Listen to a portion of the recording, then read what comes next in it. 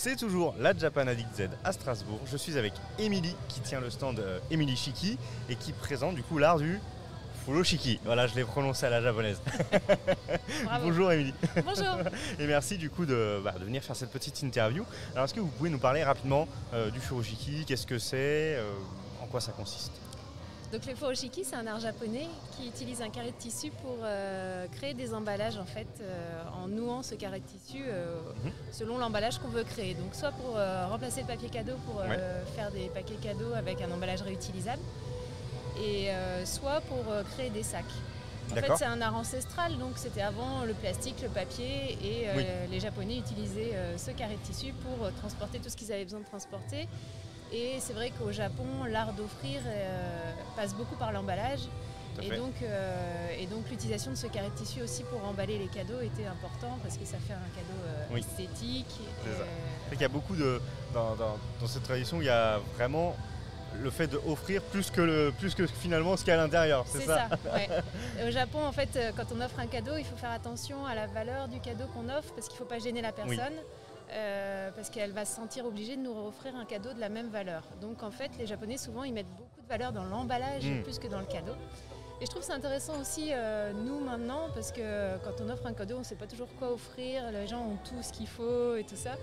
Et donc se dire que finalement, c'est l'emballage et l'attention qu'on y met dans le cadeau, plus que la valeur en elle-même.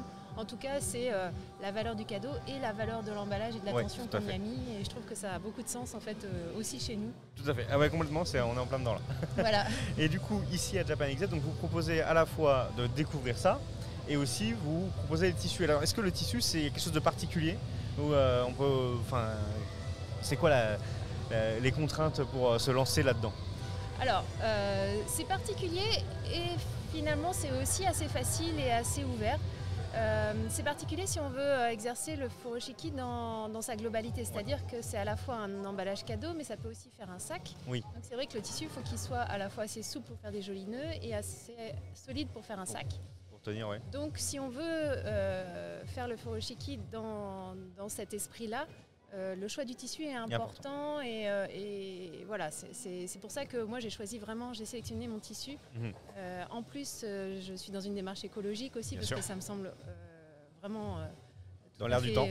Dans l'air du temps et puis ça va vraiment avec le furoshiki. Et donc mon tissu est en coton biologique, donc de la matière naturelle. Donc on pense à la fin de vie en fait, c'est pas du polyester, le polyester ça reste du plastique. Et coton biologique, tissé éteint en France aussi, parce que ça ne me semblait pas forcément cohérent d'importer du tissu du Japon, même si le tissu du Japon est superbe et que j'en ai aussi. Mais ici, on peut en faire du très bon. Mais voilà, ça me semblait OK sur le côté écologique d'aller jusqu'au bout de la démarche. D'accord. Et du coup, est-ce qu'on peut vous retrouver un petit peu sur Internet, sur les réseaux sociaux, pour si on a envie de se lancer ou peut-être d'en découvrir un peu plus?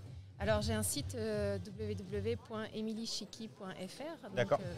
Voilà. Et je suis aussi sur les réseaux sociaux, Facebook et Instagram. Voilà, mais le mieux c'est de venir en atelier en direct parce que moi c'est ce que j'aime en fait, transmettre cet art. C'est ça. Et du coup les ateliers, c'est plutôt dans le coin là, Strasbourg, ou c'est plus large? Alors c'est pas mal dans le coin de Strasbourg parce que c'est là où j'habite, mais je vais jusqu'à Mulhouse quand même. D'accord, ok. Toute l'Alsace, voire la Moselle. Possible pour moi. Et les dates du coup sont annoncées quand vous êtes présent sur une convention ou en tout cas pour faire un atelier, c'est annoncé sur le site internet ou sur les réseaux? Oui, beaucoup sur les réseaux plus. Et voilà, après je propose aussi des ateliers à domicile ou dans des associations ou quelqu'un qui veut mettre ça en place, c'est quelque chose de possible. C'est un projet qui est envisageable. Voilà. Ok, très bien. Et le rendez-vous est pris pour ceux que ça intéresse. Merci beaucoup en tout cas. J'espère qu'on aura fait découvrir ces choses-là à plein de personnes. Voilà, je ne sais pas. Super. Merci beaucoup et bon salon. À bientôt.